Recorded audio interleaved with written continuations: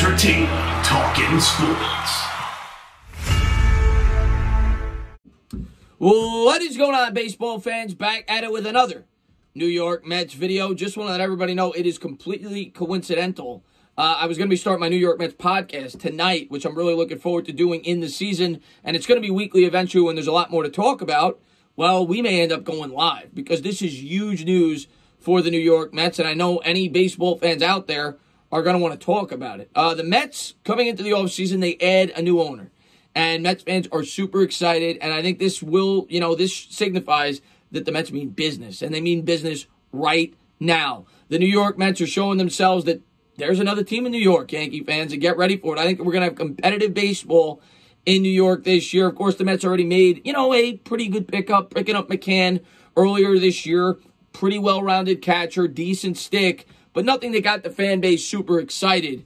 Well, now the Mets go out there and they get a huge name. And in addition to that, they bring in a pitcher. The Mets, the starting rotation right now, which is normally, a big strength for the Mets historically. With Syndergaard, he's a big question mark going into next year. I think we all knew that we needed to bring in a starter to kind of, sure out that rotation, at least for the first couple of months.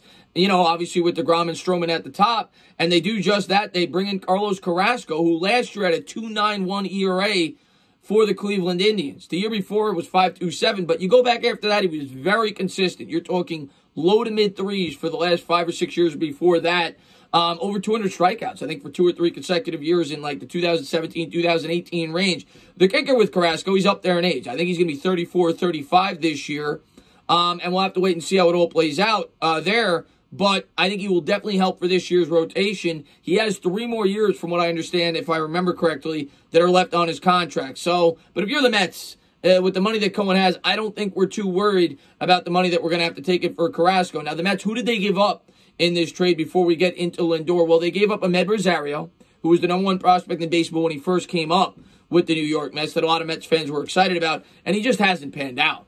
He hasn't been anywhere near that, and maybe he'll go to the Indians and he'll blossom and he'll become a great shortstop, but I don't really see it with the kid. He doesn't do anything exceptional for me. I was never a huge fan when I finally got to see him play at the big league level. In addition to that, they gave up Wolf and Green, 2 minor league prospects, and Andres Jimenez, who was our #1 prospect going into next year. So to get something, you got to give up something. Now, the big fish in this trade, of course, is Francisco Lindor.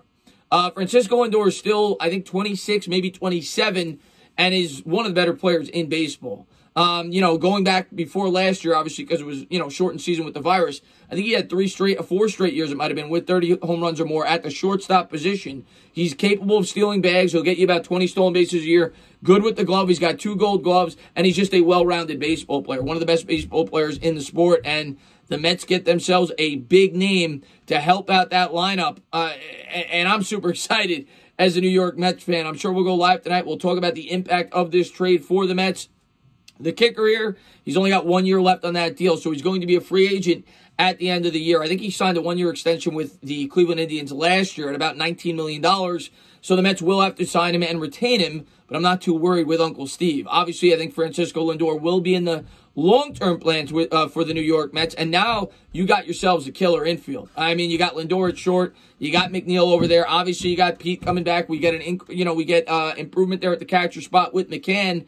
I still don't think we're done. I still think George Springer could very well be a New York Met. We obviously know we need better center field defense, but we'll see. The Mets said they weren't going to go out there and spend like drunken sailors. As far as the starting pitcher goes, a lot of people were wondering, are we going to spend big bucks there? I think with this move, with bringing in Carrasco, I don't really think the Mets will go that route. If they need to add pitching within season, whether it be the bullpen, whether it be the starting rotation, expect them to do it at the trade deadline. But I think Carrasco fills out this rotation. You'll get Syndergaard back, and the Mets will take it from there.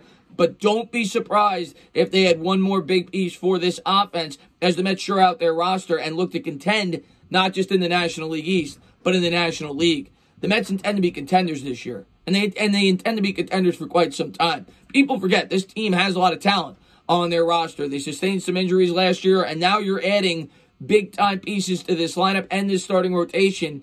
And the Mets finally are providing New York Mets fans with a New York baseball team. What fans expect, a team that can go out there and compete to potentially win a World Series year in and year out, and expect this to continue.